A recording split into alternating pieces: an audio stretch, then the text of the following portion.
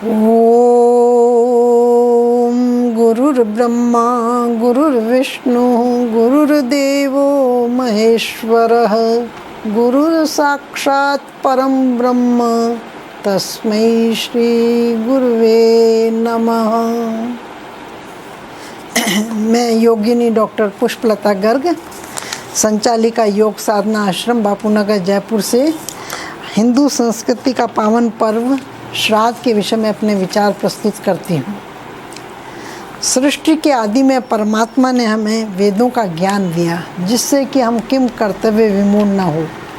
हमारा सामाजिक जीवन कैसा हो, धार्मिक जीवन कैसा हो, आध्यात्मिक जीवन कैसा हो, उन सभी के विषय में वेदों के अंदर बताया गया है।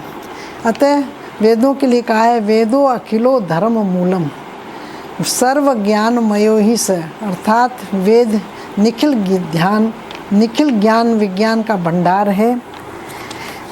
श्राद्ध के विषय में भी वेदों में विस्तार पूर्वक वर्णन किया गया है, जिसका प्रमाण पंडित मधुसूदन जी ओझा के सनातन धर्म नामक साप्ताहिक पत्र से प्राप्त होता है। आजकल श्राद्ध का मजाक उड़ाया जाता है, परंतु श्राद्ध का वास्तविक स्वरूप लोगों के सामने बताया नहीं जाता है।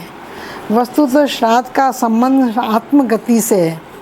आत्मा की अमरता का उपदेश वेदों, उपनिषदों व भगवद गीता में किया गया है। जैसे कि उपनिषदों में कहा है, न जायते म्रियते कदाचित् नायं भूत्वा भविता वा न भूय अजो नित्य शाश्वतो अयम पुराणो न हन्यते हन्यमाने शरीरे। भगवद गीता में भी कहा है, नैनम छिद्दन्ति शस्त्राणि नैनम दहति पावकः न चेदम क्लेदयन्ति आपो न शोष्यति मारुतः। अर्थात शरीर भस्मशील है, लेकिन उसमें स्थित आत्मा अजर अमर है। उसको न शस्त्र काट सकते हैं, न वायु सुखा सकती है, न जल गीला कर सकती है, न अग्नि जला सकती है। जैसे आकाश व्यापक है, उसी तरह आत्मा भी व्यापक है। समस्त ब्रह्मांड आत्मामय है, कण कण में आत्मा है। यद्यपि आत्मा पहले अर्ची में जाती है, यहाँ से पृथ्वी का प्रतिबिंब छाया में जाती है, इसे रह कहते हैं। यहाँ से आत्मा सूर्य चंद्र के प्रतिबिंब की ओर, छाया की ओर खिंच जाती है। आत्मा उत्तरायण में जाती है तो देवयान में आती है। दक्षिणायन में मृत्यु हो तो आत्मा मृत शरीर, छाया, पृथ्वी छाया और चंद्र छाया की ओर क्रम से खिंच जाती है। तब उसका ध्यान नहीं रखते, उन्हें खिंच जाती है।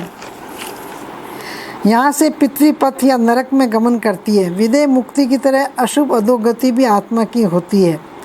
आत्मा दो प्रकार की होती है, एक निर्गुण जिसकी गति नहीं। निर्गुण आत्मा के लिए श्राद्ध की विधि नहीं है, क्योंकि प्रकृति से परे है। दूसरी आत्मा सगुण।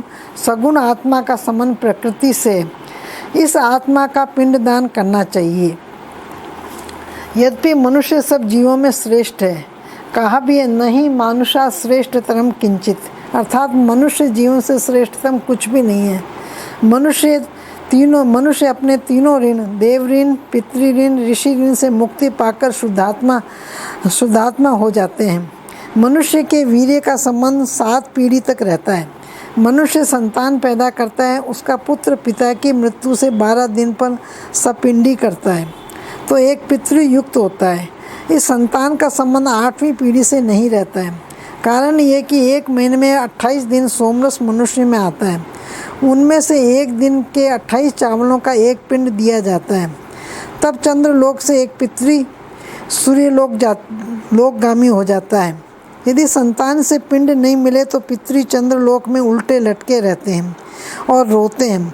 पिता का अंश पुत्र में रहता है, उसका अंश नाती में। इस तरह ये अंश जाता रहता है। अतः मनुष्य को संतान पैदा करना आवश्यक है। इस प्रकार वेदों में विस्तार से श्राद्ध का रहस्य दिया गया है।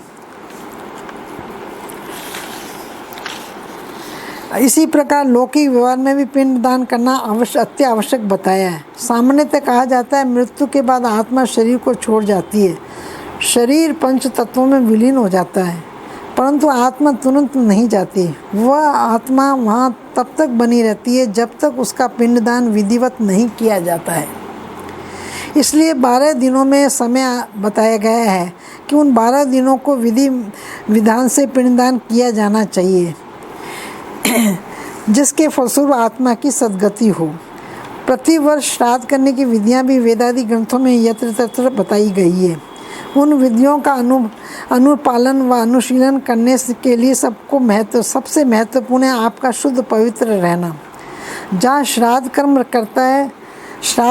करता है उस परिप्रेक्ष्य को शुद्ध पवित्र रखना चाहिए। श्राद्ध की तिथियों के दिन ब्राह्मण को भोजन कराना, दक्षिणा देना, वस्त्र दान करना और पवित्रता के साथ पितरों का स्मरण करना चाहिए, क्योंकि आपको उन्होंने इस पृथ्वी पर जन्म दिया है, बड़ा किया है, पढ़ाया लिखाया, ज्ञान दिया और आपको योग्य बनाया, शक्तिशाली बनाया। आपने प्रतिनिधि के रूप में सत्कर्म करने के लिए संसार में छोड़ा है। इसके लिए आप उनको कृतज्ञता प्रकट करते हैं। इस प्रकार श्राद्ध करना अच्छा है, परंतु सर्वोत्तम श्राद्ध ये है कि हम जीवित माता पिता के प्रति उनकी वृद्धावस्था तक पूरा ध्यान रखें, उनकी हर आवश्यकताओं को समय समय पर पूरा करें, उनको सदा प्रसन्नचित्त अर्थात तृप्त रखें। तृप्त रखना ही तर्पण है। कुछ लोग श्राद्ध में दिखावा अधिक करते हैं। जब माता पिता जीवित थे तब उनका ध्यान नहीं रखते थे, उन्हें बाहर भेज देते थे, उन्हें घर से बाहर कर देते थे, वृद्धाश्रम में भेजते थे। अब समाज के सामने धूमधाम से उनके नाम पर श्राद्ध मनाते हैं। ये उचित नहीं है। वस्तुतः माता पिता साक्षात तीर्थ है। अतः शास्त्रों में कहा है मातृदेवो भव, पितृदेवो भव। साथ में ये भी मैं कहना चाहूँगी, कुछ लोग इस मृत शरीर को गाड़ देते हैं, कोई मृत शरीर को जल में डुबो देते हैं। इससे शरीर की दुर्गति होती है। धीरे धीरे शरीर के अंग प्रत्यंग पृथ्वी में मिल जाते हैं। किसी को तो मृत शरीर के को जीव जंतु भी खा जाते हैं, वह विष्ठा बन जाता है। इस तरह दुर्गंध फैलाता है और वर्षों तक खराब होता रहता है।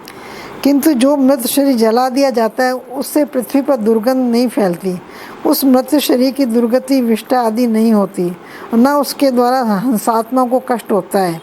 जलाने से पंच तत्वों में शरीर मिल जाता है। अतः मृत शरीर को जलाना ही सर्वोत्तम है। वेदों में प्राणी मात्र के प्रति सद्भाव रखते हुए कहा है। वेदों का मुख्य संदेश है मनुर्भव, अर्थात हे मनुष्य सच्चे अर्थों में मानव बनो, अर्थात तुम लोगों के अंदर मानवता कूट कूट करके भरी हुई हो।